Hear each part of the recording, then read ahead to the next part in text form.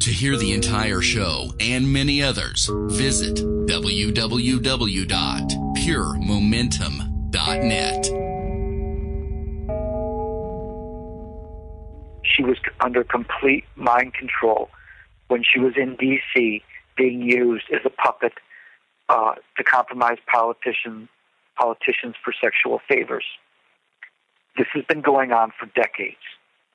But one reason why no politician steps forth and changes things is they have either something on every politician or they're under threat of themselves or their family. This is full fascism in the NSA and CIA. These weapons are immoral, inhumane, and need to be shut down. So, Ron, we're going to continue with this document because I think it's so utterly important. And I think everyone needs to have a clear understanding of the level of technologies that are now controlling our lives, dictating our thoughts, controlling our bodies, eliminating free will. In fact, there are very few people remaining that seem to have somewhat escaped these technologies for the moment. But having said that, I'm going to address page 13 of the Human Performance document, and it's under military utility, and it's very important to understand this is how and why the military servicemen and women are committing suicide. So they talk about environmental factors that influence performance, including situational stresses, sleep, nutrition, training, and medical interventions. And they talk about how the expertise concerning human performance under military conditions is essential to the analysis of how adversaries might use human enhancement in military situations. So again, they're always posing the threat of an adversary that is being created by the bankers in order to really literally get the consent, not always consent. Oftentimes what we find with enhancements and human performance is without people's consent. But as we move forward with the idea of a false enemy, people will be led to believe that these human enhancements, which is really changing humanity, will be desired by many young men and women going into the military as cannon fodder for the bankers. But moving on to page 13, again, they talk about the specific study involved tests of effects of caffeine on performance for a group of Navy SEALs following 72 hours of intense training activity with almost total sleep deprivation. A variety of metrics were used, including computer-based tests of reaction, speed, and mental acuity. Psychiatric self-assessment surveys and marksmanship tests were then used. Ron, I'd like you to comment on that. Yes, they're lacing the caffeine with cocaine from Colombia, and they're also using methamphetamine, and they're also GMOing all coffee. The coffee is causing massive problems in the U.S., and it's for mind control. That's all I want to add. Well, I'll tell you, we've heard many times not to drink caffeine. If there's any reason why not to, knowing this would be why. So we're going to move on to page 14, and that talks about performance indicators measured for 68 soldiers. Now, these 68 soldiers are targeted individuals. They're victims of torture. This is important to note. So again, performance indicators measured for 68 soldiers who were divided into 4 groups, with members of each group administered the indicated doses of caffeine. The visual vigilance of the 4 chosen reaction time tests involved computer-based activities. They go on to say how they answered a series of questions concerning self-perception of mood and condition. And the rifle marksmanship test measured the distance from the center for shot group tightness. A number missed the targets, and sighting times. Results are normalized to measurements immediately before the caffeine doses were administered. Would you like to break that down, Ron? Just the fact that I was reading in 2003 they were using drugs to keep the military awake constantly. This is to cause them to die in order for them not to come back and collect their scholarships that they've been promised. And as we know, all universities now are part of this problem. And what they were promised before they went into service, I saw in Chicago all the posters and ads trying to get all the inner city Chicago children to go into the service. And they were actually, the judge was actually giving them the option to go into the wars in the Middle East as opposed to go to jail. It's the same thing.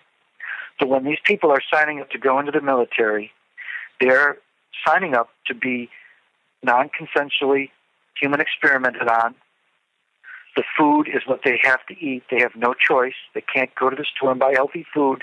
They must eat any of the laced food that's either provided by Aramark Food Service or Sodexo or whichever military contractor delivered this garbage and charges ridiculous amounts of money per the meal, like $40 or $30 a meal per serviceman, okay?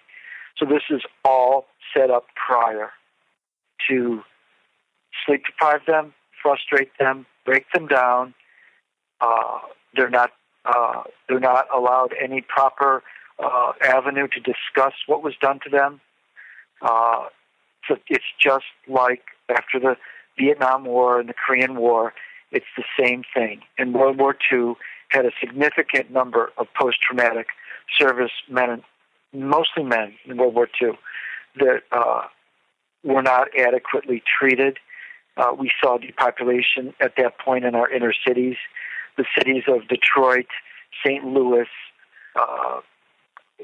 different cities they never restored their population because they were either killed in service in Europe or in the Pacific or died frustrated and drugged when they returned home in VA hospitals.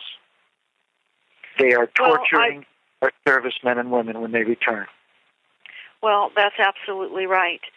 Now, Ron, I know that for many listeners, this is sounding unbelievable.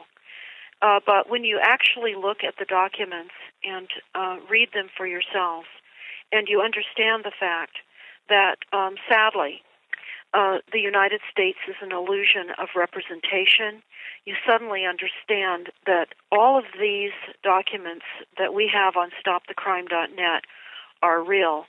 And to this, I would just like to bring in the Rodolfo Linus wired in the brain, because I don't think we can say this enough, because this is all part of the human experiment and the literal human performance degradation of humans as we've known it. Now, they may call it human performance enhancement, but we're literally being dehumanized. We're being turned into machinery and literally being replaced through a evolution that is being created by those that have the methodologies and the resources.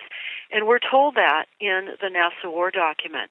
They tell us that they are creating a new evolution for humanity because humans have negative value added now.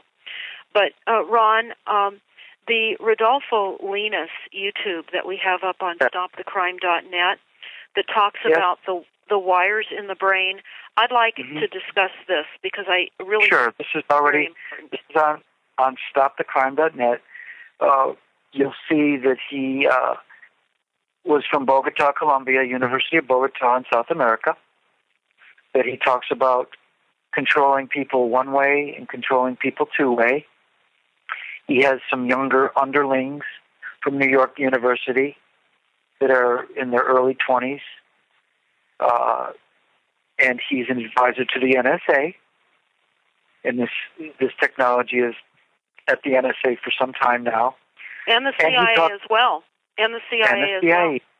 But yes, the CIA and the NSA are combined, and they are using these technologies to, you'll hear them talk about breaking the blood-brain barrier, and then he takes his two younger assistant underlings that are research students. One of them realizes the problem with controlling humans and actually says it in the YouTube video. All you have to do is type in YouTube or in search engine Rodolfo Linas, wires in the brain, in RODOLFO, and then LLINAS, wires in the brain. What they're doing is they're breaking the blood-brain barrier with either drugs, vaccines, laced food, laced drinks, or water or soda pop, chemtrails, and going to the 10 to the negative 9 meter scale, which goes through and it breaks the blood-brain barrier, and it lodges plaques and self-replicating crystal structures, nanowires, within the fissures of the brain. To hear the entire show and many others, visit www.PureMomentumNetwork.net.